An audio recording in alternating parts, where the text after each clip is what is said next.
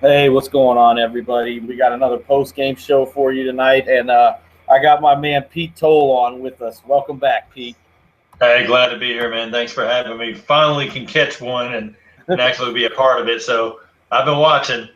So you guys been doing a great job holding it down. So let's get into it, man. Let's talk some Warriors, and Cavs. Yes. Yeah, I'm gonna let you go first, man. What you thought on tonight's game? Well, like I told you, kind of in the little pregame thing we did, LeBron was more comfortable playing the role of Robin instead of Batman. He let Kyrie Irving decide to shoot every damn thing he saw tonight instead of actually passing the ball and being a facilitator. J.R. Smith, nowhere to be found. Shumpert playing whack defense. I think his hairstyle got somehow the juices flowed into his brain. And I don't know what happened there. Kevin Love, basically not really a factor. Channing Frye can't play defense, so he's not a factor. It just seemed like everybody was gearing up for Golden State to take this one and for Curry to have a big game. And 38 points, pretty good. And for the most part, the Warriors look solid. What'd you think, man? Oh, man, I thought, in the first half, I thought, I'll say this. At the very beginning of the game, and I was talking to a guy, one of my guys on Twitter, and he was, he asked what I thought, predictions, and I said Cavs by 4 tonight. And it didn't happen, but I told him it's going to be interesting the first few minutes to see if the Cavs come out with that same defensive energy that they started Game 3 with, because they just hounded the Warriors in Game 3. They were all over them, and even though the defense it was good, but it was not the same energy. They weren't all over them. J.R. Smith hit a couple threes in the first half. They had the they were up 55-50, I think was score at halftime. But then in the second half, just outstanding defense by the Golden State Warriors. They really defended well. Iguodala again with all those strips, and I like that. They're letting them play, but at the same time, they're really missing some. I know you got to let guys play, but at what point are you going to make some calls? You got to call the obvious ones. Because there's a couple where guys are getting hammered and there's just no call. So they need to and if you see Twitter, I mean, everybody was complaining about refs. And it wasn't like one-sided. It wasn't like, oh, they're giving the Warriors the call. It was these refs are bad both ways. Right. So, and I think we're noticing that a lot in these playoffs, which is, everybody's complained about refs, but damn, it seems like it's just really bad. I don't know what's going on. But they need to, take their heads out of their asses and just ref a good game. Obviously, you're not going to call everything. We'll be there for 6 hours, and we don't want that. But damn, call the major stuff. Like the last game, I noticed, and we try. I didn't really get a chance to talk about it much after Game 3, so I really wanted to focus on what they were doing to Stephen Curry off the ball when the Warriors are on offense. And I'm noticing he runs everything is being switched. They're doubling on off the pick and roll. The two guys are doubling him, and they're roughing him up a little bit. And you could see it was frustrating him, but he finally snapped out of it. But I noticed in the last game, after watching some of the highlights and they show the replays of the games and stuff, I noticed on a couple, like the one where Tristan Thompson made him lose the ball out of bounds on the side. I don't know if you saw that one. He hip checked him. You can't hip check people. You can't hip check people. That's a foul. Those are the kind of stuff that I'm trying to get. Like, you got to call that. No, you can't hip check people. Do you think that the league's going to suspend Draymond Green because of him going at LeBron because it's LeBron, or do you think they let that one fly? Are you talking about where he gave him the nut check? Yeah. Ooh, man. Because the Warriors are up 3-1, and because the NBA wants their 7-game series, they just might. Yeah. They just might suspend. I was thinking when basically with Draymond being, I think he's one tech away from Being suspended anyway? Two techs and one flagrant. Okay. So what they may do is just upgrade that to a flagrant foul. Right. And then they don't have to say you're suspended. It's an automatic suspension. Right. I don't know. I mean, they could have went and looked at it, though. I don't know. I mean, he's the heart and soul that carries that team. If his energy's not up, that team ain't up. Because as much as I like Stephen Curry, I think Klay Thompson has more of that alpha dog. Let me take this over. I got that killer instinct. Yeah. And then you got Iguodala, who to me was the savior as he's been, as he was last year. In the playoffs, he's the savior again this year. I mean, just his hustle on defense alone changes the series. Yeah, and he hits timely threes. Right. That's big. I think the biggest thing that got me is that Cleveland forgot that Golden State got to the finals because they shoot threes. Mm-hmm. How do you let the most lethal shooting backcourt end up beating you with more three-pointers than two-pointers in a game? Man, and here's the crazy thing. It wasn't like they were just coming down and shooting the contested threes that we're used to seeing. They were wide open. Right. They were easy shots, like nobody within 6-7 feet of them. And, an average shooter is going to knock down a wide open shot, but you leave Steph and Klay open, that's game time. You can't leave them wide open. And even Mark Jackson was talking about it, just bad defense. They were leaving Harrison Barnes open. Now, granted, it's Harrison Barnes. He's been open a lot, and he misses. But even he was killing them. Yeah, he got hot the last game. He played well, had 18 points in Game 3, and he started out the game hitting a couple shots. So I mean, they should have learned. Draymond Green beat him in Game 2, because they were leaving him wide open. You can't leave shooters wide open like that. And there was one play in the second half. It was a pick and roll with Steph and Klay. They completely, because they were following the game plan to double Steph and Curry, you leave Klay Thompson wide open for a three. That's just stupid. Right.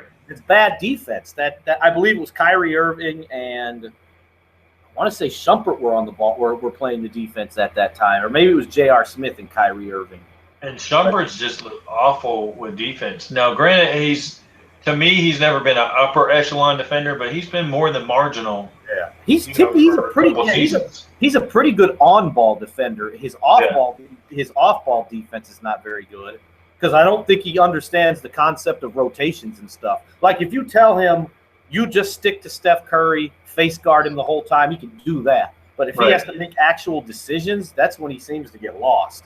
He does a good job face guarding, and he's not an elite on-ball defender, but he's like that next tier below that. He's a really good on-ball defender, but it's just when he's got to make rotations and fight. He's just awful. He's lost. Another thing I noticed is that with Kyrie Irving, basically, Steph Curry doesn't have to have a dynamic game because you put Sean Livingston down there. Sean Livingston's going to take him to the block every time. Absolutely. It's almost a guarantee too. Mm-hmm. Kyrie Irving is just like a complete. When he's out there, it's like if he's in one-on-one defense with Stephen Curry, he's kind of a liability. Then if he has to guard Sean Livingston, there's nothing he can do. And if they try to hide him and stick him on Barnes, they're just going to go down low and punish him on the block. They've done that. That's what they've been doing. I have to laugh because, we even talked about it multiple times, throughout a boatload of shows. Well, what if the Cavs would have had Kevin Love and Kyrie Irving? It'd be a whole different series. Now fans are seeing Kevin Love is a non-factor and Kyrie Irving is a two-guard in a point guard's body, that if he's not getting 30 points, basically he's a non-factor too because he doesn't pass and he can't play defense.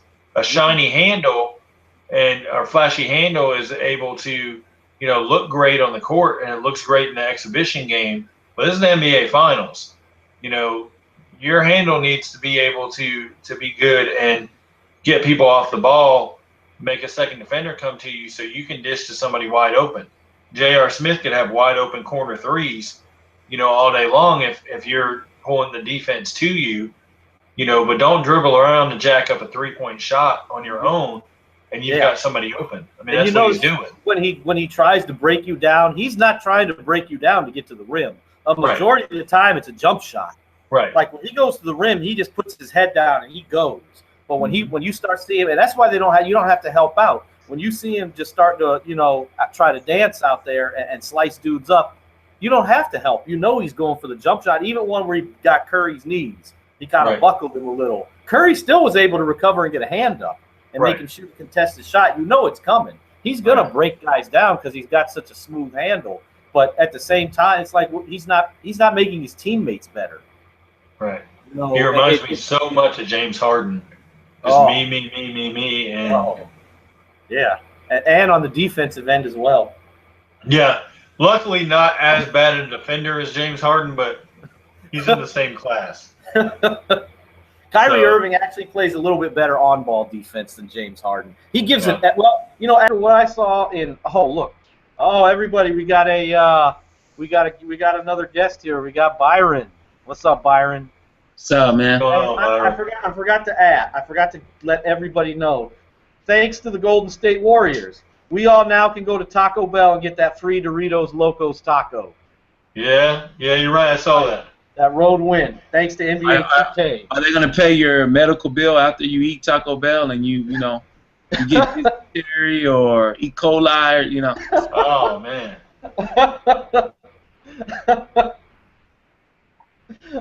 Hey, Byron. Oh, yes, sir. We were just talking about our thoughts on Game 4. I'm going to let you jump in here and let us know what you thought. Do you really want to know? Yes, that's what we're all here for. We want to know what Byron thinks. I think that this team is like immortal, man. I don't think Steve Kerr is their real coach, man. I think Professor X is like somewhere in in the locker room with his telekinetic. They're mutants, man. I've never seen anybody shoot the three as consistently as Curry and Thompson. I mean, I bet somewhere in America, Reggie Miller and Ray Allen are watching in awe, like, man, this can be real. There goes my 3-point record. It's unbelievable. Cleveland is just not deep enough. They play in the Eastern Conference where it's not as competitive as the West is, and we're just seeing that. I think that it would benefit them. Well, Golden State was more prepared for this series because they had to go through an OKC. There was no challenge like that for Cleveland to be prepared for a team like the Warriors. It's going to be really, really interesting to see what happens in the offseason. LeBron, you got a feel for him, but tonight he was just too passive. He got aggressive towards the end of the game. Now you want to fight Draymond Green? You want to pick him up in game 1. Draymond Green he's that type of player that is the last to be picked on a pickup. If you're in the gym, he's the last guy you pick up, but he's that overachiever. You know what I mean? He is an antagonist. He saw when LeBron got in his face, what did he do? He backed down when LeBron got in his face. I know you heard. Did you read LeBron's lips? Yeah. What he said? Was calling him out. There's a thing in L.A. If you call a man a bitch, when I first came to the barber shop in L.A. Say it, man. No, it's a family show, and I don't like using such language. But when I first came to L.A.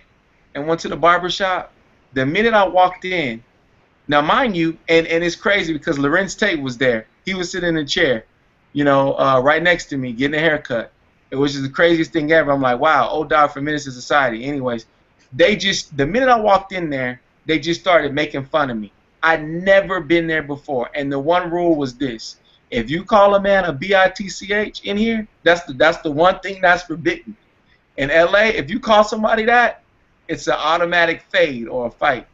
And look what LeBron did to Draymond Green today. He was calling him all outside of his name, and then he backed down. You know. So essentially, what you're saying is he's the classic fake tough guy. He's not. He's like he wants to be. Then Steve Kerr is a genius. He's brilliant, and he eggs that on. He tells Draymond to go out there and be Dennis Rodman. The only thing he hasn't done yet is dyed his hair. He's an antagonist, man. He has got. When you see LeBron act out of character, he's usually a composed guy. But for him to act out of character like that, I knew the game was over. I said they've lost. If LeBron is out of his game, that's that frustration spilling over because he knows they can't win. Draymond going back to Miami with Dwayne Wade. I'm sorry? I said he's trying to go back to Miami. He's like, this team can't win. What the hell do I got Kyrie Irving as a sidekick for? He's not going to pass the ball. So come on, D-Wade. You know, let's do this thing. Come to Cleveland, or I'll go back to South Beach. Kyrie, yeah, and he's going to do a big press conference. He's going to be like, well, I decided to take my talents back to South Beach. The decision, too, right? Oh. Man, Kyrie is very young. He's young. He's 24 years old. Is he even 24 yet? Yeah, he's 24. He's almost 20. Yeah, but you can't get away playing hero. Man, all that one-on-one flashy shit ain't gonna work. Man, LeBron is not doing it. He played the role of Robin tonight. Exactly. When it was Westbrook and Durant, y'all weren't saying that. When Westbrook was keeping them in the series, and you know what? I'm glad I brought him up. I blame OKC for this, man. Oh man, it's their fault. It's their fault. This is one of the worst finals I've ever seen in my life. I mean, and it's hard to hate certain people. I'm not a fan of this Warrior. I just don't. I cannot like them. I cannot like them. And their stars wearing Under Armour. Oh God, it's just. Oh my God. Hey, the only reason he's wearing Under Armour is because Nike wouldn't let him put Bible verses on his sneakers. So, you know, he'd still be with Nike if that was the case. Now, I'm not a big fan of egos, and I think Klay Thompson saying that they could beat the Showtime Lakers was a little bit much because they get run out of the gym. You know what, though? I think that was a little tongue-in-cheek. I don't know if he was being – if you looked at his face, I don't think he was being serious. Man. You know, I believe his dad was on that team, right? Yeah.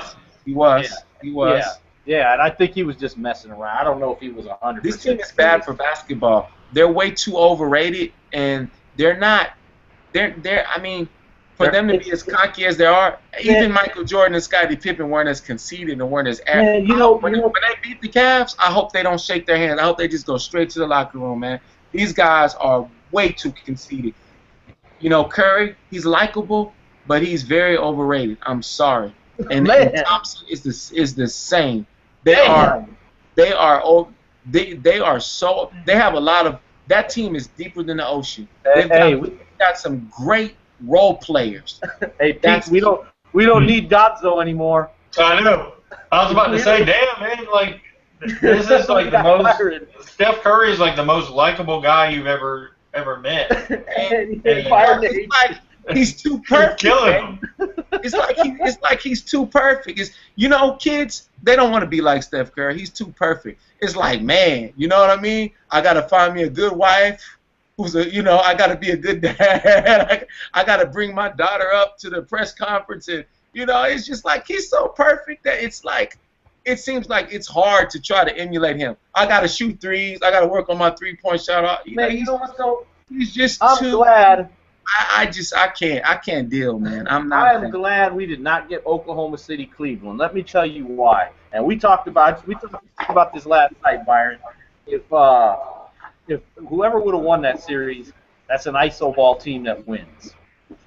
So now, and we know it's a copycat league. So what's going to happen? Oh, now we all going to play iso ball, and it's that ugly crap that we saw in the mid 2000s where it was not as exciting to watch. That one-on-one stuff. So I'm glad the Warriors are winning. All movement, sharing the basketball, playing defense. If OKC would have played Cleveland, I mean, OKC, I'm sorry, they wouldn't have had a chance because those 10-point deficits that, basically the Thunder would say they're up by 10. I mean, they can't hold a lead come the fourth quarter. Yeah. So here comes LeBron and, storming back to get Cleveland the win. LeBron would have another title. That's who they were hoping to get. Yeah. And they ran into the Warriors again, and Klay Thompson, kept them in more than in the games more than Stephen Curry. But something's going on with Curry because he just doesn't mentally look like he's there, whether it's injury or something. I don't he know. He has a good supporting cast. It's like, Tito Jackson and Jermaine, they don't have to mentally be there when you got Michael. It's like, come on. Hey, you know what though? I think they really have. He got roughed up in the last series. Like when you watched, Oklahoma City was beating him up. Cleveland's been beating him up in this, and I think he's frustrated. Like you could see at the last game. Like I thought he gets hip checked by Tristan Thompson and loses the ball, and he looks at the refs like, no, he can just hit. When you slide, you have to slide your feet, right? Man, you can't hip check someone out of bounds. You can't turn your hip into somebody. That's a foul. I'd be frustrated too. Matt, you play pro ball. I played basketball with you. You can't hip check people. I won't say how many years, but you can't hip check. If I hip check you, you're gonna be ready to fight. No. The only time I really take those fouls to heart is if I'm mid-air and you push me. Come on, man. You don't do that. Yeah, but anything on the ground, I'll just call it. I'm not gonna complain. Even when we played in the leagues we played in, I didn't cry to the refs. Did I? Sometimes. Man, you got your share of technical fouls. I got one technical foul, man. I wasn't like Draymond and Rasheed Wallace. It's come on, man. The team, all jokes and biases aside, this team, I want to hear it, Byron. Hate more. I want more hatred. No. I mean, there's such a cohesiveness with them, man.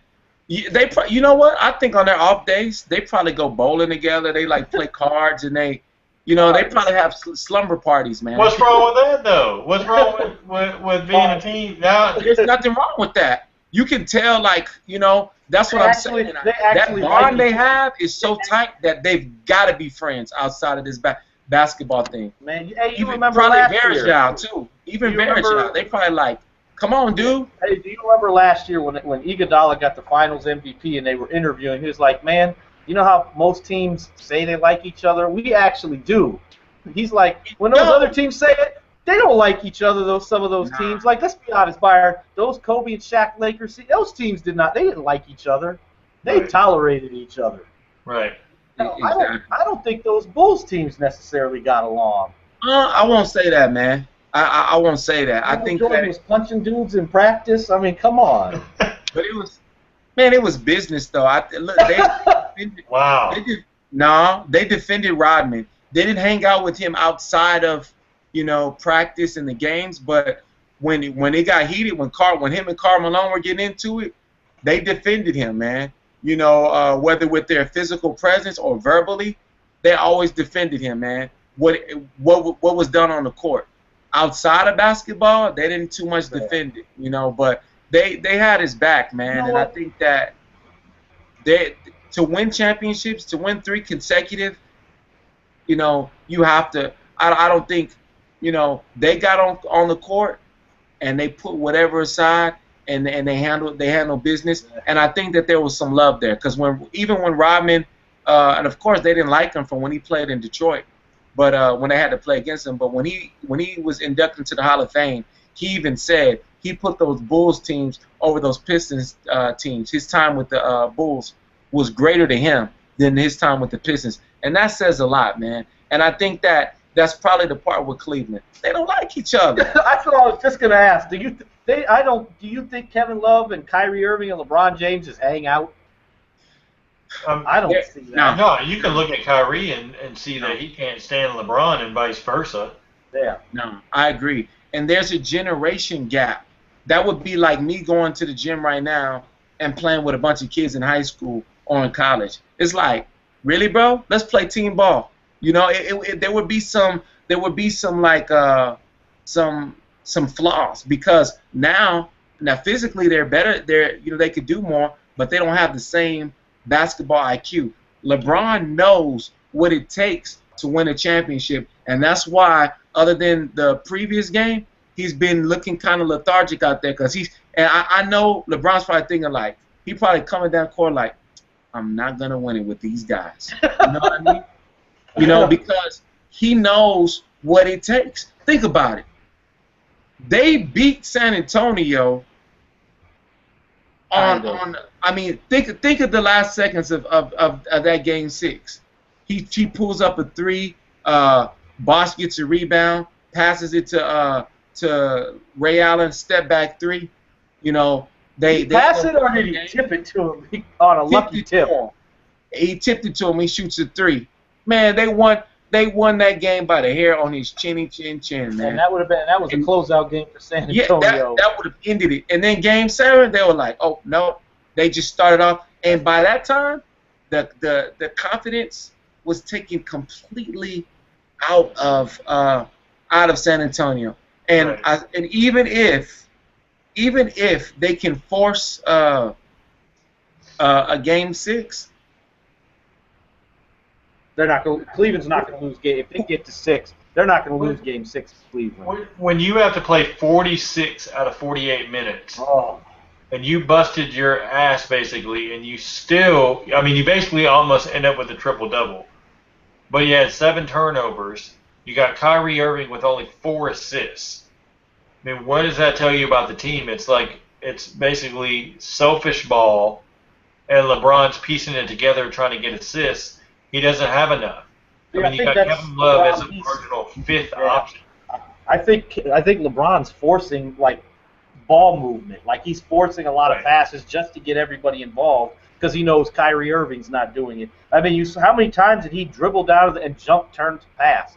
What's the one thing they always tell you not to do? Don't jump to pass. He does it all the time. Well, at least tonight he did, and it's like, damn, you're better than that. Don't force passes just to get guys involved. Like, that's not going to work either. And what concerns me is that this guy is, 32? Going on 32? Yeah. Yeah, he's 32 in December. Okay. Why has he not perfected a good enough post-up game? At his size, I don't know. Go back and he doesn't even have a good enough jump shot anymore. Yeah, his jump shot is broke now. He needs a shooting coach, and he needs to really, the reason why was the shooting coach back when Chris Gent, who is the he coaches for the Canton D League team. Chris Gent was a shooting coach. Basically, worked with LeBron, all the time when he was an assistant, and LeBron stopped using them. Well, you can see the last 2 seasons, LeBron's gone way south with his shot. He can't hit mid-range. He doesn't have a post game, and he can't shoot the 3. So what do? You play bully ball to the rim. Well, that ain't gonna work all the time. The refs can't make James Harden phantom foul calls, every play. Right. And he draws offensive fouls that way. But I think that while he's trying to fight and argue with Curry, he needs to try to get in the gym with him this summer and work out with him. I think that when his best season was when they beat OKC in the finals, and he had worked with Hakeem in the offseason, and Hakeem was mentoring him. He needs to go back to Hakeem. Yes. And also, he's at an age where that athleticism is not going to cut it anymore. It simply will not. The reason why he's not in the same conversation as like Michael and Scotty, no matter what ESPN said, ranking him second of all time or whatever that was, like we know that's far-fetched. But the reason why he's not in that conversation is because his game has not evolved. Michael and Kobe had so many dimensions to their game, and their game evolved as the rules changed with Kobe, and as Michael began to age, and as he took a year and a half off, a season and a half off, I should say, and came back to the league, and he knew that he wasn't as fast and quick anymore to compete with the Penny Hardaways, the Mitch Richmonds, the Grant Hills, and so on and so forth. And Kobe, with them bringing the zone in the league, he changed his game to fit his era, and he added dimensions to it. You know, he shot the three more consistently. Kobe, he learned how to cope with the double teams. Mike added the post game and the fadeaway. He perfected that go-to move. You know, LeBron is at a stage in his career when that should have been established a long time ago. And likewise, I think that you know, we'll see what happens. I like to see if he can add that to his game, man. He's in trouble. He's in a very, very precious time in his career, him being in his prime, and it sucks that you have such an elite team out west that he can't seem to get past, and while he's in his prime, you know. And then, not to mention, we haven't seen the best from a Durant and Westbrook. I think Durant stays, and they're still a force in the Western Conference. You know, it just sucks that. Go ahead. No, I was gonna say I agree with you with Durant staying. Yeah. And year after year, the Eastern Conference is going to get better. I mean, look at Boston. You know, look at what are his real options? Because even though that video came out about going back to, you know, talking to D Wade saying we got to team back up. If you go to Miami, Chris Bosh is not guaranteed to play next season. Exactly. So if Hassan Whiteside, if he leaves in free agency, what do you have? Luol Deng, Joe Johnson, you know, Goran Dragic. You know, I'm staying in Cleveland and suffer with Kyrie. You know, there ain't a whole lot of options. Hey, you know, he wants to play with Carmelo, so maybe they can trade Kevin Love for Carmelo Anthony. If I'm New York, at least it's some. I mean, he's not going to help Cleveland win a championship, but at least LeBron will like playing with him more than Kevin Love. Nah, that's not gonna. Bring in somebody that's gonna help you beat Golden State. So let's go, because we talked about this the other day on the show, Pete. Do you think LeBron regrets wanting that trade now with Kevin Love and Wiggins? Heck yeah, Wiggins would be just defensively quicker, being able to guard the perimeter. Who cares if he doesn't have, you know, a plethora of offensive skills yet? All he needs is athleticism on the offensive end to get out on the break. His defense, you know, alone would be valuable. You know, in the series, Kevin Love can't hit a shot. He can't rebound. He definitely can't defend. He's a liability. And Channing Frye's a liability behind that. Oh, so God. If you're not going to play Timothy Mozgov at the center spot, then basically what are you going to do for a big man other than putting LeBron at the 4 and start Richard Jefferson? Richard Jefferson's what, 36, 37? Yeah, he's not going to help you long term. No. And he's just kind of like a little stopgap right now. Basically, that entire roster is a stopgap right now outside of Kyrie Irving and LeBron James. Yeah. Well, yeah, I guess, Tristan Thompson, I think, is just, you know, he's a rebounder. That's it. But you know what? All those offensive rebounds in the first half that he was getting, the whole Cleveland team, they had 10 offensive rebounds. But when you really look, it's not because Golden State wasn't boxing out. Cleveland missed a lot of those shots so bad that the ball just came off the rim funny. I noticed a lot of that. And on one of the free throws, the ball just, the way it bounced, Draymond Green had Thompson. The ball just went over Green's head, and Thompson just stuck his hands in the air and grabbed it. Well, there was a height difference because Steve Kerr went small, but then Vergel comes back, and he basically balances that out. He does the same thing with offensive rebounds, and it hurt him. And I think that wasn't so much that was strategically done. He did that to get in the psyche of the Cavs because this is a former Cavalier, you know. So he's like, let's mess with their heads a bit, and he was strategically placed in that lineup to get. That's why I say, Steve Kerr is beating them. This is the first good game that Curry and Thompson have had. If I'm Cleveland, this is what I say you do. Your role players they're not that. You know, you've got Shumpert, who he hasn't shown up. You've got what's this guy Smith, and he's very inconsistent. Man. He's not. He has enough talent to where he should be canceling out a Livingston. You know what I mean? He has a. It's like you take your like what Iguodala did last year. You take your assignment as given.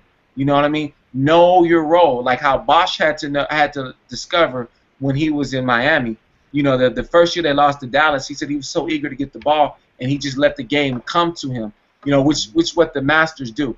I say if I'm a GM for Cleveland, bring in somebody. I would say bring a Dwight Howard in that lineup, not because for offensive purposes, but for this. I want you right here, your presence, and you play defense, and you make yourself a defensive specialist. You are not the Dwight Howard from the Magic. Yeah, but his back ain't gonna let him. You might as well have Timothy Mozgov in there because Dwight Howard's back ain't gonna allow him to move very much. Right. The thing about it with LeBron, he needs shooters around him. And Kyrie Irving, I'm sorry, he can dribble, dazzle all he wants to, but he ain't, that great of a shooter, enough consistently. Think about what's on that squad. Who would be your top shooter on the Cleveland Cavaliers? It'd be between J.R. Smith and probably Channing Frye from the three-point line. That's about it. Yeah. This series has exposed Kyrie Irving. He was exposed well before that. This series on defense now. Okay. Offensively, I think he's turned more selfish, not passing the ball this series. It's almost like in his mind, all right, forget you, LeBron. This is my team. I'm going to do it. I'm going to get us over the hump, and that ain't going to work. I think that's been his mentality since LeBron got there. Because, I think in his mind, all jokes aside, we're saying Kyrie Irving can play basketball. The dude has game. He can hoop. We know this. He's cold.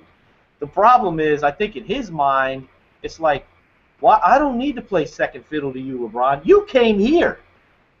I didn't go to play. You came to come play with me. I didn't, I think in his mind, that's what he's thinking.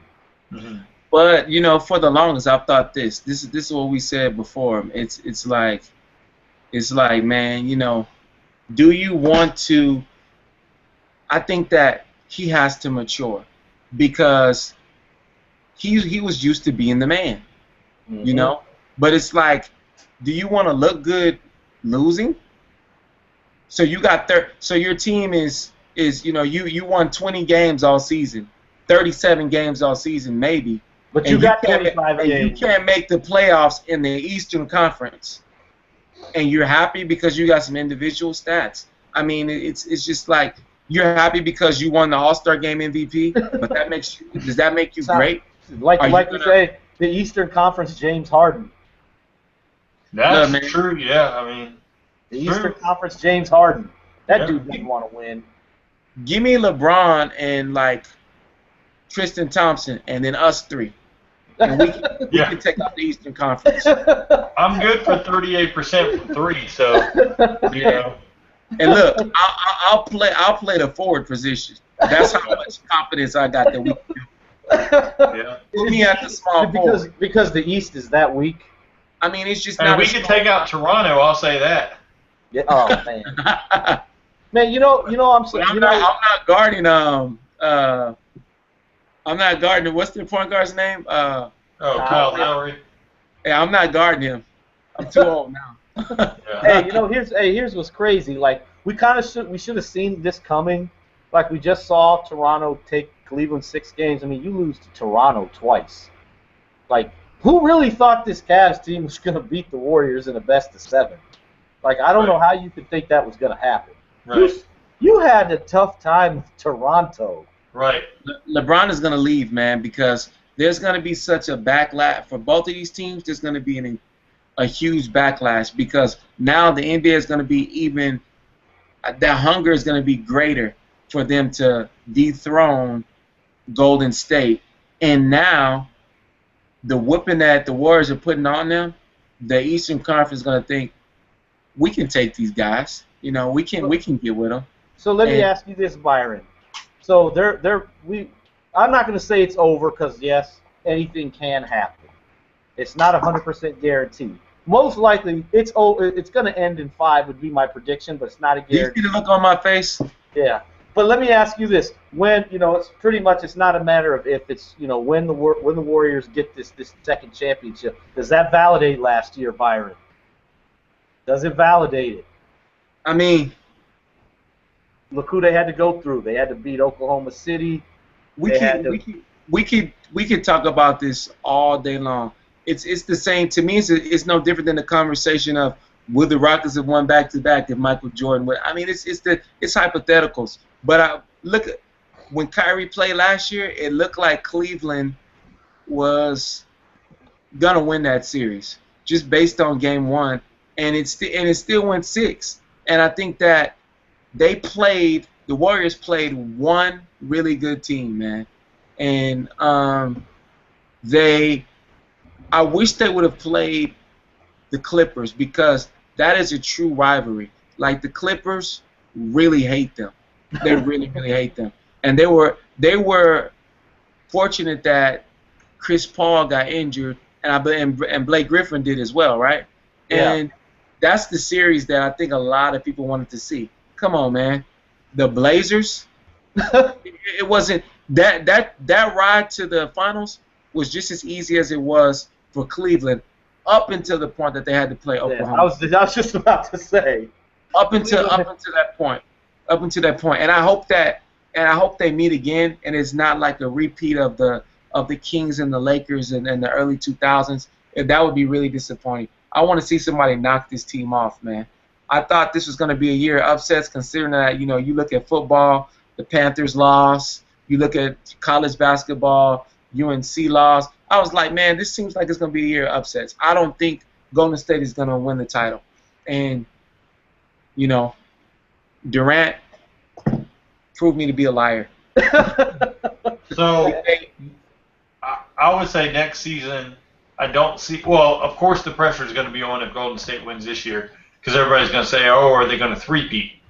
Mm-hmm. I don't think that Golden State can get away with basically steamrolling teams next year. No. Because if Durant comes back, Oklahoma City's right there again. Mm-hmm. I think the Clippers kind of stay where they are. The Spurs have to answer some bench depth questions. They have to see if Duncan and Ginobili come back, or if they retire. Some teams are going to get a little bit better. New Orleans is not going to be as bad as they were, this season if they're healthy. Minnesota will be much improved. Right. So you're going to have teams there. The Eastern Conference, Boston is going to get better. Toronto will be back there if basically DeRozan comes back. They'll be, top 4. And they got the 9th pick. Yeah. So, LeBron's going to have some questions, to answer in the offseason if he can truly win with that Cleveland team. Kevin Love's gone no matter what. I don't see Shumpert coming back to that team. Some of their role players will be gone. Why do you think that Kevin Love is gone regardless? Why do you say that? He hasn't fit with that team since the start. They're going to basically – the media's used him as a scapegoat. His own teammates have basically – look at the pictures they post. Most times Kevin Love is not in the picture. So it's – them hanging out on their own and then – oh, Kevin Love will pop up in 1 out of 8 pictures. Let's, throw him in there so it looks like we have camaraderie. He just doesn't fit that team at all. Mm-hmm. And they've got to get younger pieces there because LeBron is going to be 32. Like you said earlier, Byron, he's in the prime of his career. You've got to make choices to put yourself in position for the next 3 years to get back to those NBA Finals each year. If you don't, he's nowhere even. I don't think he is anyway. But some people put him up on a pedestal where he's near Michael and Magic and Larry, but he ain't nowhere near there in my book. He's not even with Kobe. No. And as much as he ain't near Magic in my book. As much as I hate to say it, LeBron is not going to win another NBA championship. I don't think so. He's not going to bring one to Cleveland. No. Not. But you know what? He should. That's a cross that's too big for him to bear. It really is. He wants to do it because that's his his hometown. He wants to do it for the whole state. But I think that as a owner, whoever their GM is, and you have to surround a player. It's no different than Orlando not paying. Y'all saw that 30 for 30 special. Orlando not wanting to pay Shaquille O'Neal. That franchise has not since recovered from letting Shaquille O'Neal go. That's like me getting a date with Halle Berry, right? And then out at the end of the night, she like, so we going out again? I'm like, nah, I just wait for the next girl. I just take my chances, Right. Then I'll meet another. It's when you have a player like LeBron James, you have to surround him. Michael Jordan wouldn't have, without Rodman, without Pippen, without Paxson, without Kerr, without Kukoc, without Horace Grant, without Craig Hodges, he would not have.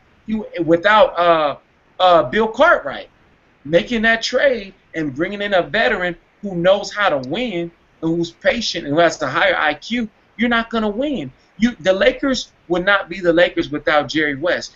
And this team, this Warriors team would not be what that's Jerry West is doing. You have to bring in the GMs that know how to. They need to hire Jerry West. The thing about it, though, like Cleveland, much was made about David Blatt getting fired. Was he 30-11? Ty Lue basically coming in, changing the culture. LeBron's like, oh man, I knew he was the right fit for this team. From the very moment, him becoming the associate head coach. Basically a season and 2 seasons before, when reports came out that basically behind the scenes Tyronn Lue was, basically players only meetings and all this stuff, kind of sneaking in on, you knew something was wrong.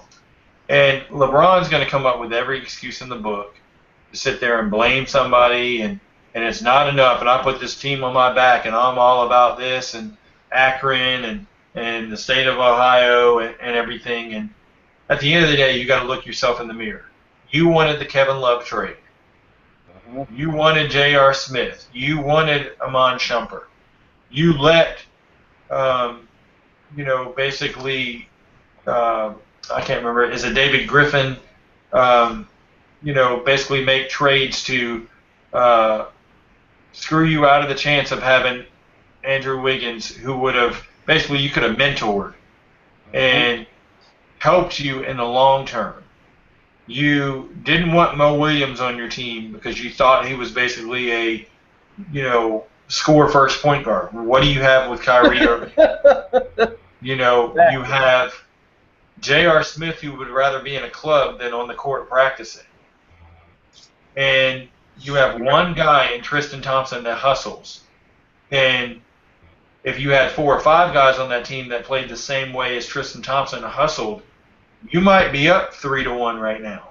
Well, Dellavedova plays hard. He just doesn't really have. I admire Dellavedova, and they tried to make him the scapegoat last year, but he played with so much heart. Last year, got his limitations. He's white, so he's got his limitations. Athleticism beats IQ all day. As far as on the overall grand scheme of today's game. Now, he plays hard, though. He's tough. Now, in LeBron's defense, though, I will say this.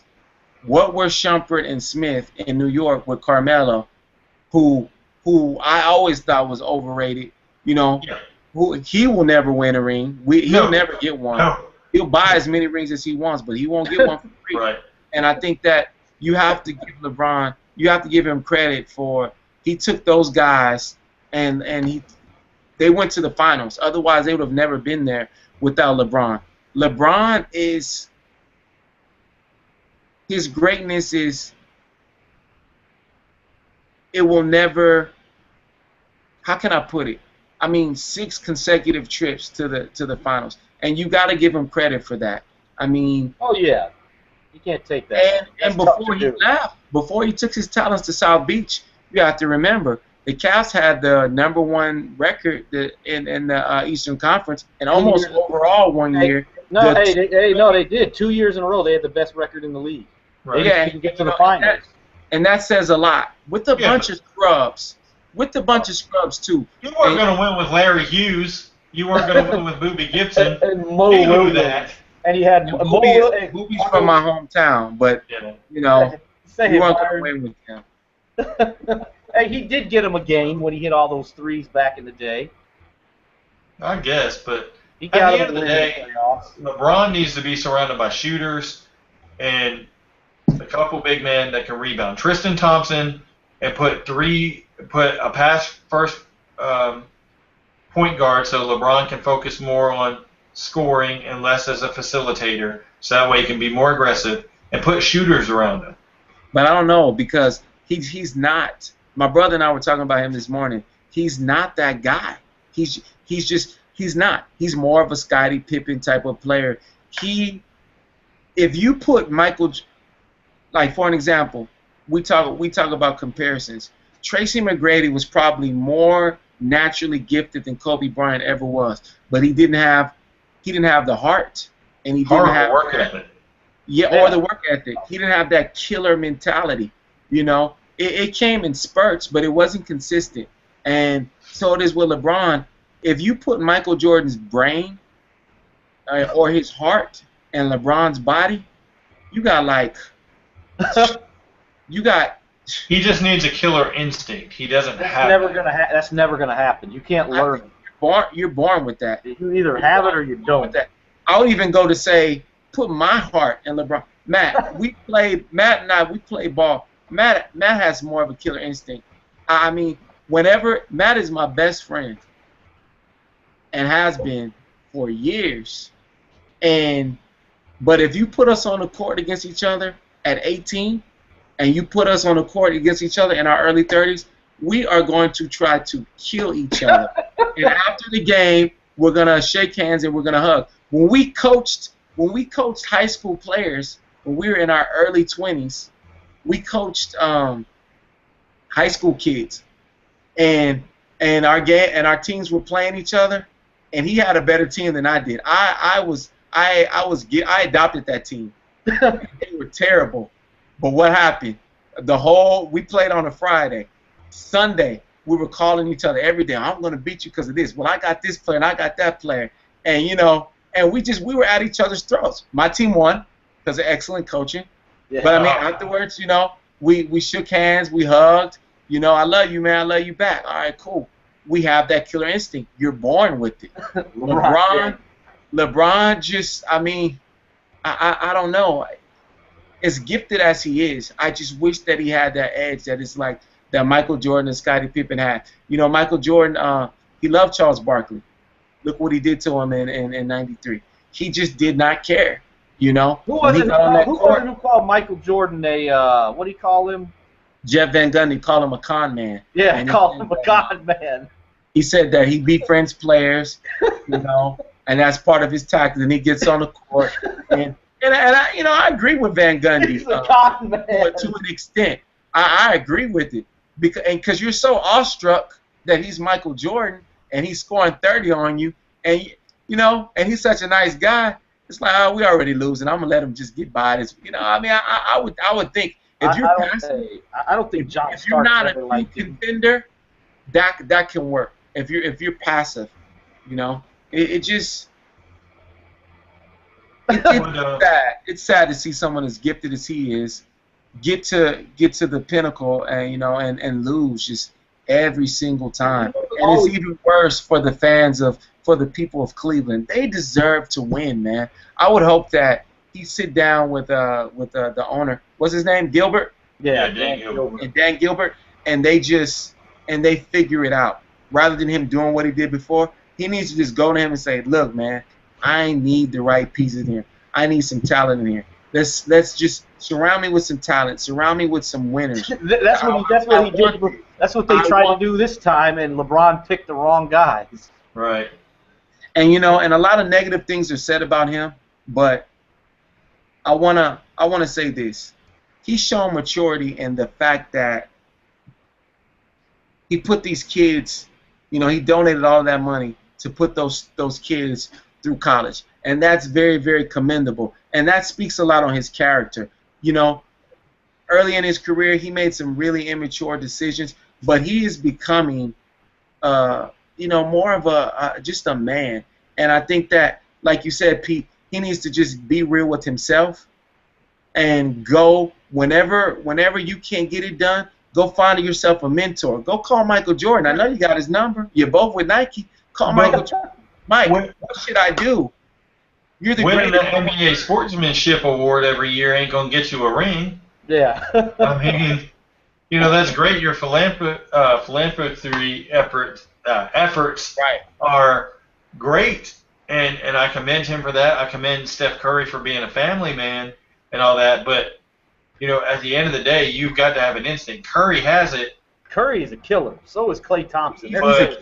And my reason for saying that is like I'm seeing him mature as a person in his personal life. I would hope that would translate to his career, and that just like he's becoming more of a man outside of the court, and he's not that 18-year-old boy anymore. Let's man up. Let's look in the mirror. What can I do to make this better? Let me go to somebody. Let me find mentorship.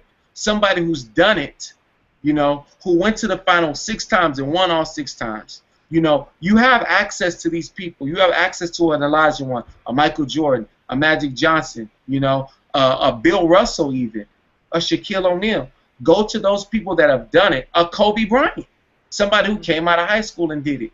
And be real with yourself, and say, what can I do? What did I do wrong? Because as a leader and as a facilitator, I guarantee you, if he goes and looks in the mirror and he has that moment of truth, I think that those other players will elevate, because he's not pointing a finger. This is on Kyrie.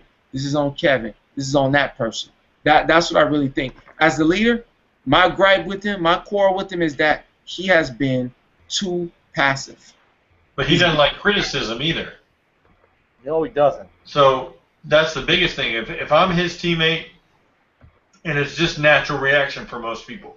If you're at a job and you see your boss, just skating by, nobody say anything, but then you get your butt chewed out, for something that wasn't even that serious, you're going to go, well, why are you not holding that person accountable? Mm-hmm. And then you're going to start to get bitter and turn, essentially. And that's what the Cavs are doing, because I don't care what anybody says, Tyronn Lue's holding them accountable.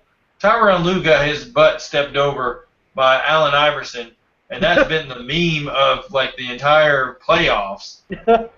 Outside of the Jordan crying. You let somebody step over you in a game and sit there and mean mug you, and you just took that. You didn't get up and get in his face or nothing. So don't tell me anything as far as what we're going to do to come back in this series. If I'm LeBron James, I would want him as my coach because of that one play. You know what I mean? That made him. That I never forgot that. I watched that game when it happened, and it's just like as a player, I wouldn't want that guy. You know what I would say? I would say I'm just being real. I would say bring Paul Silas back, but not that guy. Oh man, Paul Silas. That's just me. I'm like, how do you hire a loser? Paul Silas to walk? You got 1 ring with LA, and then you play for the Wizards. When did he even retire? I think it was 2000s. I mean, he was a journeyman third-string point guard for the most part. He was a defensive specialist for the Lakers. Basically, that was it. Now he was lucky enough to get drafted by the Lakers. That's what happened. Correct. He got lucky. I think that for LeBron, he's going to have to look in the mirror and say, do I want to win now, or am I okay still being at the top of the league, but I'm okay not winning a title again. He's got to answer that question in this offseason. If his answer is I want to win a title, then he better sit there and pull all the strings he can to get some better pieces around him. If not, then you go along with Dwayne Wade and accept it. And accept it. Put yourself in his shoes now and really think about it. Like, it's not wise to go partner with Dwayne Wade. He's on his way out. Dwayne Wade he'll be 35 next year. You know, he's not. Yeah. He doesn't. His days as an NBA player are numbered. But you know that you have the power, that you are able to get to the finals every year and push, and you have the endurance and the consistency to get through an NBA season and end up on top in your conference. Because let's really be honest, remove LeBron from that team, and what are they? Where are they? A bunch of bums. You know what I mean? And I think that you have to really put yourself in his shoes and think about it. And it's not so much that he can't take the criticism. I mean, that's a part of it, but it's also, like I said before, it's such a huge responsibility. If I was drafted by the Houston Rockets out of high school, and I'm a player as great as LeBron James or as gifted as he is, I would want to win it for my hometown. And I think, you know, the biggest mission for him is to get that ring for Cleveland. And with that being said, had he not gone to Miami, he still would not have a ring to this day. He still, I mean, if he had not gone to Miami, he wouldn't have a ring. What do you do if you're LeBron James? What do? You scored. The guys' numbers in the finals last year were unbelievable, and they still lost in 6 games. If you are LeBron James, what do you do? Maybe. And I think that the one that's out of place. Sorry, man. I'm gonna let you finish. I think the one that's out of place in this situation on this team is probably, you talk about Kevin Love, it's probably him. Like I said, there's a generation gap, and these guys just don't have the experience. And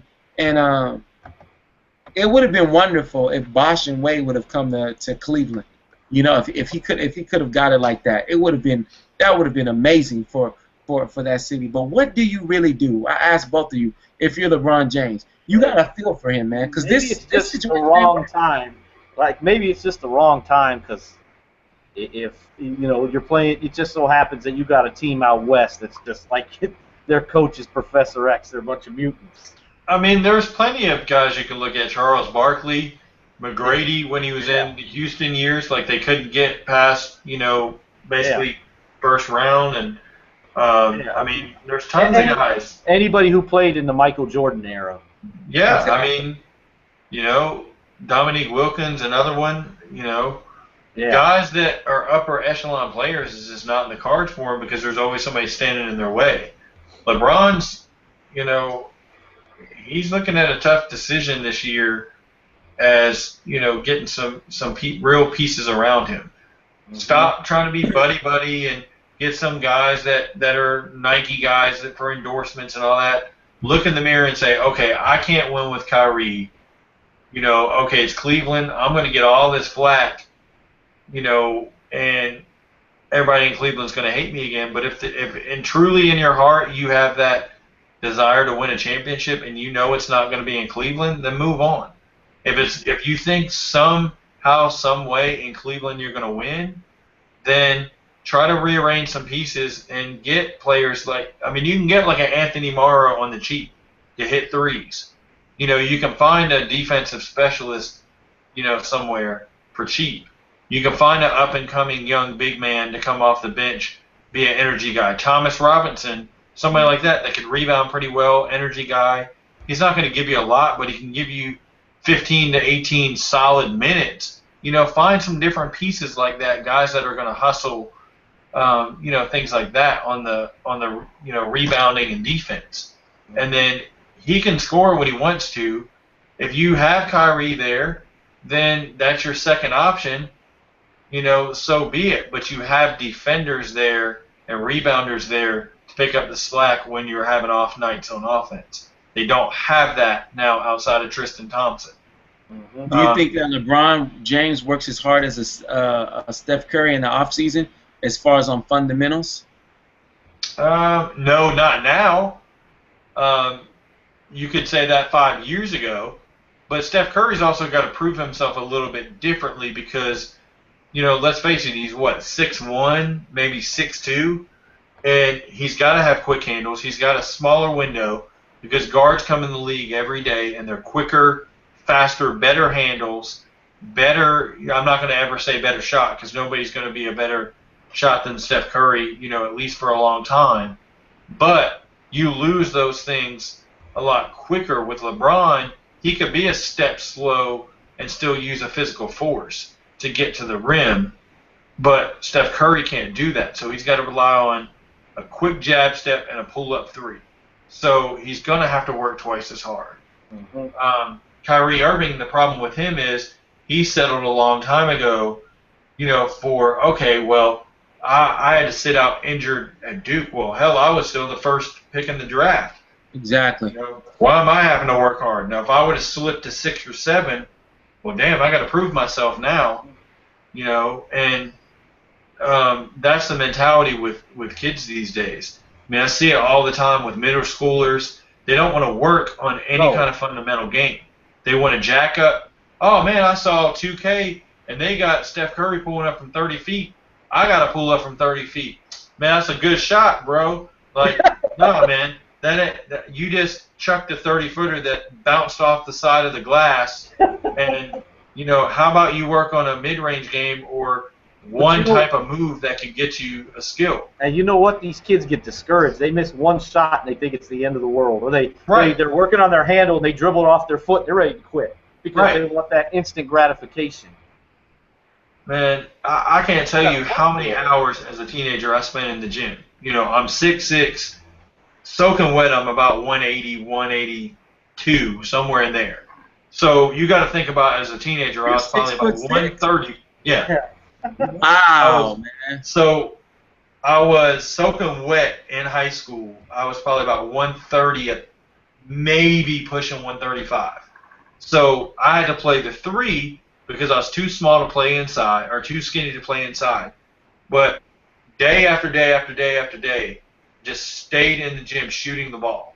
I was a scrawny kid that basically couldn't defend, and so I had to pick up, okay, I can block shots, but I have to get somewhere. So 6th grade, it's like, okay, I can shoot the ball. Okay, move out a little bit more, shoot the ball. I must have missed probably, I'd say 75% of my shots, and I didn't develop a good shot until I was like middle of 8th grade.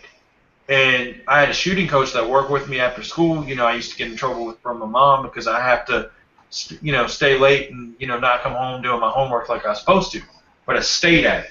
And you work at that craft and you find something that you're good at and you keep working at it and push. Nowadays, the kids think they're entitled to it. And like, I don't need to work on that. I got this quick handle. Well, you're dribbling around. You're not going anywhere. I don't have to be able to stick with you every step. If you can't get to the hole and make a layup, I ain't got to do nothing but sit there and be a slow. Byron, let me ask you this, Byron. Pete and I were talking about this earlier. Why, in a sense, it looks like it's really hard to guard Kyrie Irving, but you notice they never double him. Because watch, he's dancing with the ball and he's looking pretty out there. What does he usually do with it? He's doing that to get a jump shot. He doesn't really go to the cup with it. When he goes to the cup, he just puts his head down and goes.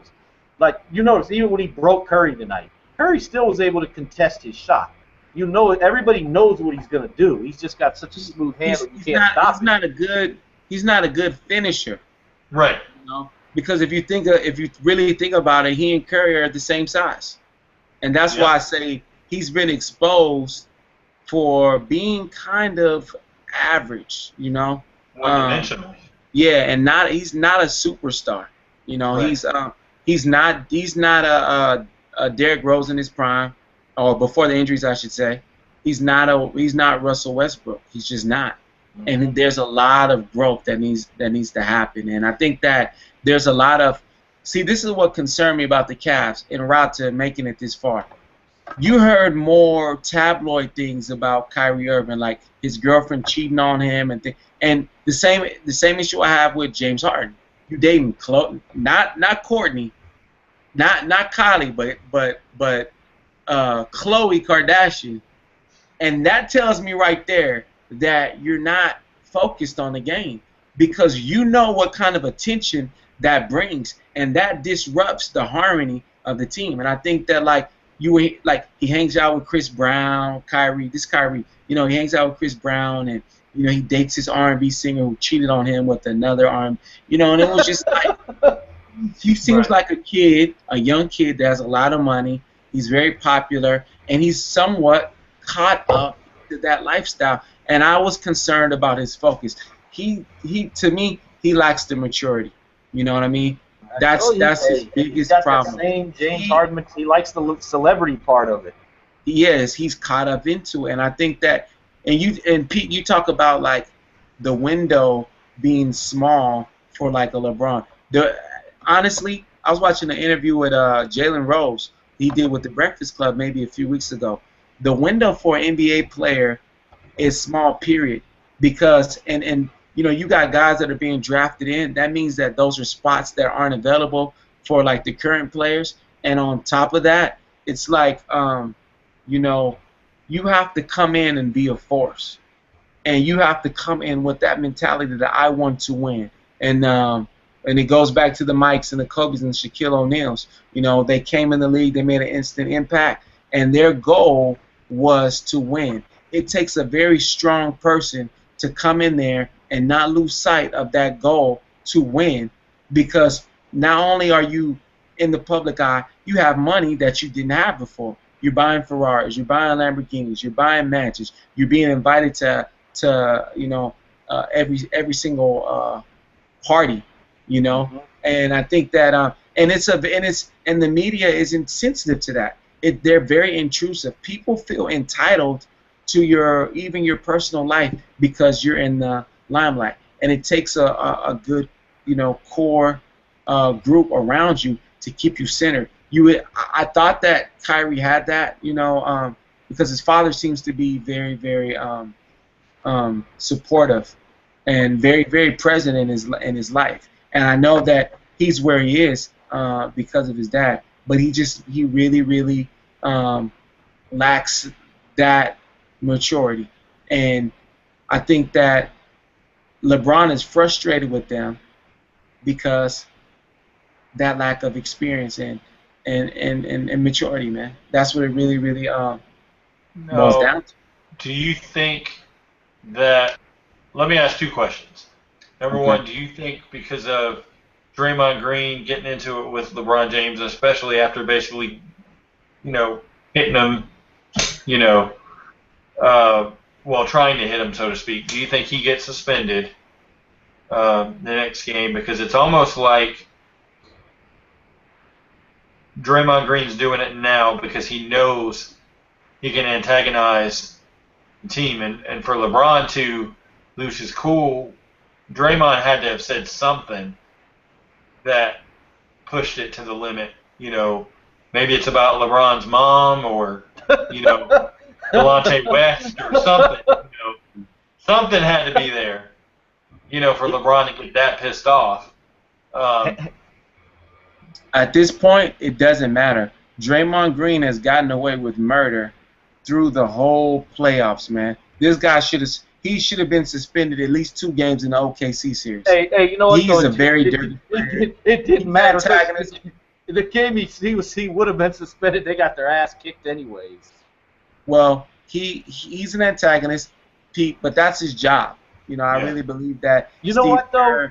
Look at all that dirty shit Dellavedova did last year. Not once did he get suspended. So yeah. I mean, he was taking guys' knees out. Yeah. Okay, but but another thing about Draymond and LeBron, I'll say this too. He didn't get up saying too much. Whatever he said, LeBron completely, and it looked effortlessly. He completely took him out. And I think that I'm just such a fan of the NBA of old, man. I really, I really like when the rivalries were real and the players. I think there's too much fraternizing from team to team. You know, I want to see like true, like kind of like the Clippers and the Warriors. They really hate each other, and I think that's not going to happen in today's NBA ever again. Too much I think it's good. I think it's good for the game. Like, I remember Charles Barkley saying that he waited. He knew he'd be fine if he retaliated to Bill Laimbeer. So he waited for him outside, went to get in his car, and he beat him up. And not that I'm condoning that, but I think that, you know, you knew when the Bulls played the Pistons, they really hated each other.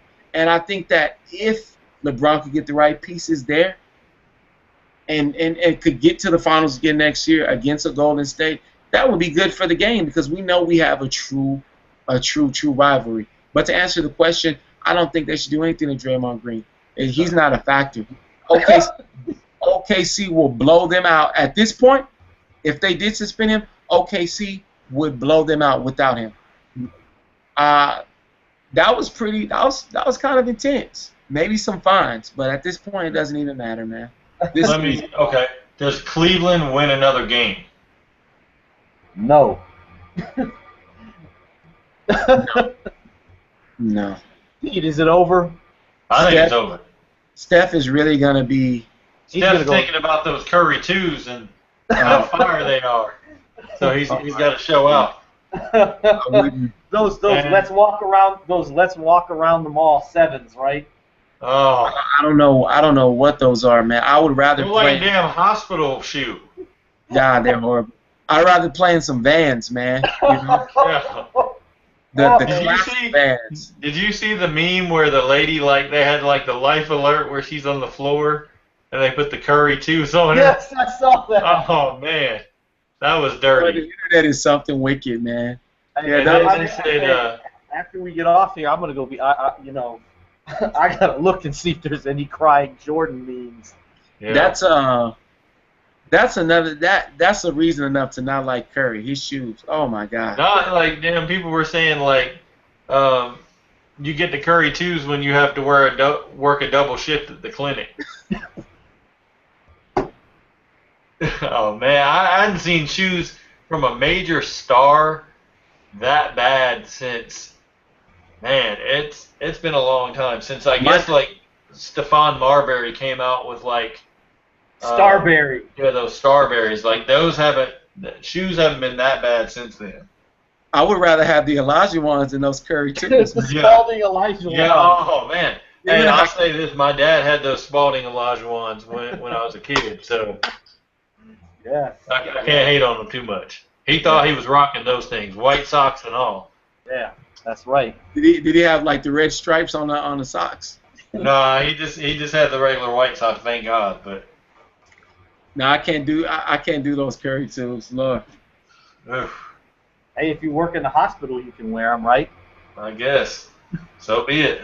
Yeah, man. I think we're gonna get. Then if I'm in the hospital and I'm sick, I don't want nobody operating on me with the Curry 2s, man. Damn. I'm gonna die.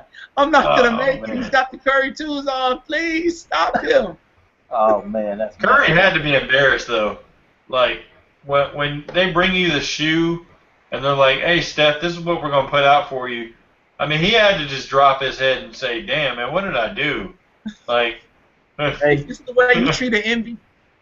You win some. A unanimous MVP. You win some and you lose some, right? I mean, how does his wife not tell him, like, "Come on, Steph, you really expect me to roll with you, and you wearing those?" I bet even Riley, he'd be like, "Riley, you like these?" Oh man.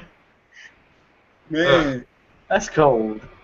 It's man. And what's Klay Thompson wears? I think what is it, Antas or something like that? That's right, Anta. I mean, those got to look better than Steph 2s. I mean, after this, I mean, he's gonna have to give up his contract with Under Armour and go back to Nike because that just ain't making it. When he signs his new deal, in 2 years, he's gonna have to sign a new sneaker endorsement deal. I would rather some and-ones. You know what I mean? Some and-ones, man. Give me some. Hey, the Dadas with the spinners, right? Oh. Nah, bro. Give me some Skechers, dog. Lord have mercy. Hey man, hey, but you know what? Someone made a point. They were talking about those Yeezy boosts, the high tops. Someone's like, man, y'all are saying this stuff about the Currys, man, but what about those Yeezys that look like Uggs?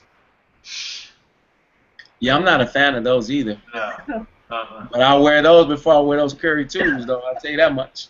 I'm a Jordan and a Nike guy, so that's all I wear. So I mean, I'm sorry, I can't rock with nothing else. Me neither. It is called brand loyalty, sir. But man, I don't know, man. He's too good of a player to play in such an ugly shoe. Yeah, I mean, I'm all for it. Like I thought it was cool, you know, because I work where I have to, you know, dress clothes and stuff. So I wear Express a good bit. So I thought it was cool. You know, he was endorsing Express. I'm like, okay, he's stepping his game up a little bit. And then here come the Curry 2s, and it's just like, man, you killed it. And it's like he gave hope to all the middle-aged dads out there, though. You know, man, I got me some Curry 2s, man. Look at this. Go with my dad jeans. Rec League's gonna be fire though. Oh man, that's you get right. that over 60 team. You know that every Rec League's got that over. You know, the bunch of those 60-year-old men that like play hard and they got to play the tough game. They'll sit there and hit you in the stomach when you're going up for a jumper and all that. They're called the Curry 2. They should be called the air shuffleboards. Yeah. Oh man. Play shuffleboard. Man. It knows, man. I don't know. Like, man, it's bad, man. It's horrible. He's such a, I don't know, man. I think the only he can't control himself. Man. It's like I would rather watch The Fifth Element on repeat for like 100 times than wear those Currys, man. It's like, oh God. They don't bring back a Golden Girls new spinoff or something based off those Curry 2s. They're gonna be rocking those in the promo. Something. Oh man. It's bad though, man. Like I had never seen shoes that look that bad on a star player. Because even when the Starberries came out, he was kind of teetering towards that next phase of, okay, he's not a star anymore.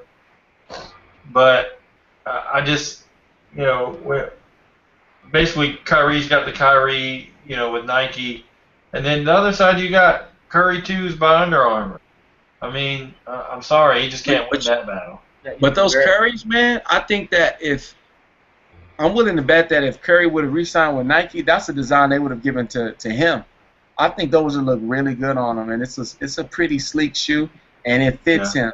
Under Armour, I mean, Nike went and got Ben Simmons, so I guess they're not doing bad. I mean, they're getting all the top players and different things like that. So he still has to prove himself. He has to prove himself though, because Nike had Penny Hardaway. And I thought that his line was incredible. It was my favorite line next to the Air Jordan as far as a signature shoe. But, unfortunately, injuries took him out.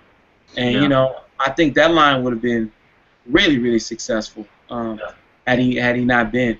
So I think Ben Simmons is going to really have to prove himself. I don't know, man. Ingram is the Sixers get anything worthwhile out of it. Pete's a Sixers fan. He might be a better first pick. He really is. See, I'm a little torn because I like Brandon Ingram better, but for what I've read, Brandon Ingram's trying to bulk up so he can play the 4, and they've already got enough guys that can play the 4. Dario Saric coming over. I hope they trade Okafor and get something for him. Hopefully the 3rd pick from Boston or something, and kind of rebuild around it. I don't think the Sixers make the playoffs next year, but I think they're going to be marginally improved. They'll be better than the Nets. Hopefully a couple others. Get to 9 or 10. In the Eastern Conference, that would be my goal. I know that sounds bad, but considering where we've been as a franchise, but we'll see. That's another city I think, like Cleveland, they deserve to win, man, and they need somebody exciting to watch again. I don't know that Ben Simmons is that though, because from what I watched, I didn't watch a lot of LSU this year, but from watching highlights, if he's not able to pass the ball, he has no shot whatsoever. So if he's not able to pass the ball and get in the flow of transition scoring, he's out of the game. He's not interested, and I'm a huge Duke fan, so I watched pretty much all of Brandon Ingram's games. He can shoot, he can create, he can get to the rim. He's just going to have to add weight. So what if he has to play the 3 for the first 2 or 3 years in the league? You have a dynamic scorer on the team. Get a point guard to run the team. Trade Okafor. Pick Chris Dunn at number 3. You got a point guard. You got a small forward. You can build around that. Nothing wrong with that. But somehow, some way, the Sixers will screw it up, and I'll be in misery next season, I'm sure. That's right. He reminds me of Durant, maybe a little more athletic. Yeah. That's what when I see Ingram, and I think he's definitely the sleeper. And who's my other guy, Matt, that I told you about? I forgot his name. Jaylen Brown. I like him. Throwback player, like a slasher. Reminds me of a Clyde Drexler, man. Let me ask you this, though. With Jaylen Brown, he can't shoot and he can't create.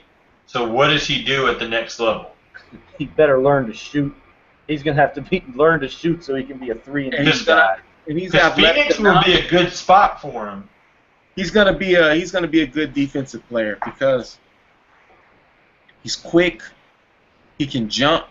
I think that he'll have to become that defensive specialist and pride himself on that. And I think Phoenix is a good spot for him because he can take the role of PJ Tucker. Yes. My question to you, Pete, kind of going back on what you said earlier, do you think Joakim Noah would be a good fit for the Cavs?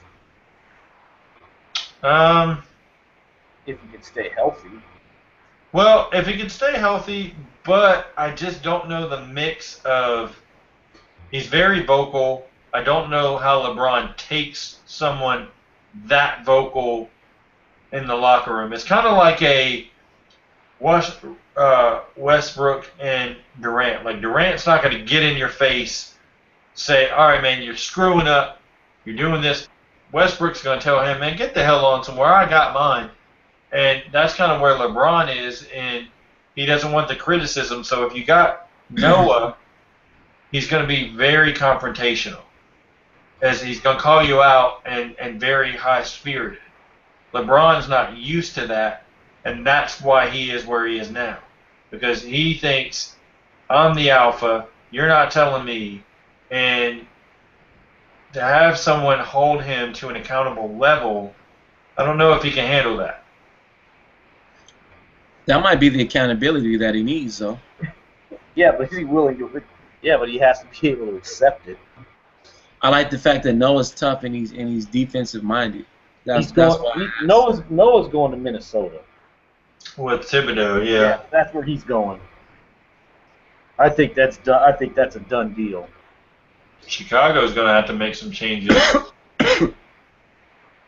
Some big time changes. Yeah. Gasol's not coming back. I don't think they can do any. I don't think Gasol. I think he'll either go to Memphis or San Antonio. I was thinking San Antonio. Yeah. I just with the Bulls though, they're gonna have to wait a year until that contract is up for Derrick Rose, unless maybe some team is stupid enough to trade for him. Until they I mean it's time. They got to part their ways. Right. It's time for Derrick Rose to go. That's real unfortunate because I liked him. I think he would be reigning right now. And if he hadn't got injured, that paved the way for Miami to make it out of that conference so easily. I think Indiana was a good challenge for them those 2 years, but it was just scary what Rose was doing and what Thibodeau was doing for that team. I would have liked to have seen what would have happened had he not been injured. It's going to be interesting. Hey Pete, so before we get out of here, let's. I'm going to let maybe you can. You want to give everyone an update of what you're planning to do for the summer for when you're back full time to do these shows. Yeah. Well, I'm hoping, if everything goes as I'm keeping my fingers crossed and hopeful for, basically starting, basically if it's not going to be next Saturday, it'll be early the week of draft week, which the draft is on the 23rd. That's a Thursday. I believe that's a Thursday. Yeah, Thursday. I'm hoping if we can get out a couple shows just kind of previewing the draft, either on the 18th, 19th, or 20th, we can do like a preview show. I'm wanting to segue that into live on the 23rd. As the draft goes, pick by pick, we'll be able to do an analysis on each pick, all the trades that happen, things like that. That will lead us into free agency, which pretty much I'd like to plan maybe every other day as free agents sign. We do an update and kind of analysis on that. Roll that into the season, or next season, which basically training camp will come about, and the month of September, I'd like to do a 30 and 30, where we cover all the NBA teams in one a day for 30 days. Nice. That's a good idea. And basically that leads us into the season, and I'd like to go twice a week during the season if we can, and just alternate days and figure out which works best for everybody's scheduling and stuff like that. So that's the plan going forward. Yeah. Do you want to do like a weekly summer league update just to see how the young guys are doing?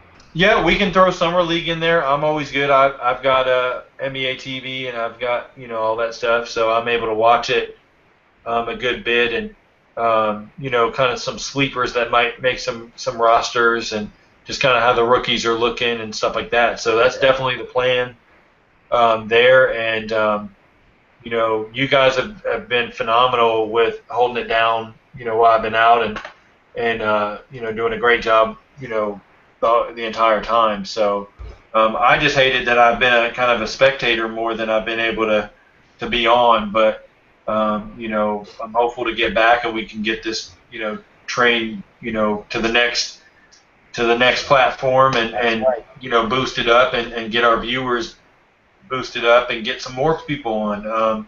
I know you've had a couple new guys on, so I want to keep rolling that out and get some new people, and so that way, if we're having to miss a show here or there or whatever, we got other guys that pick it up.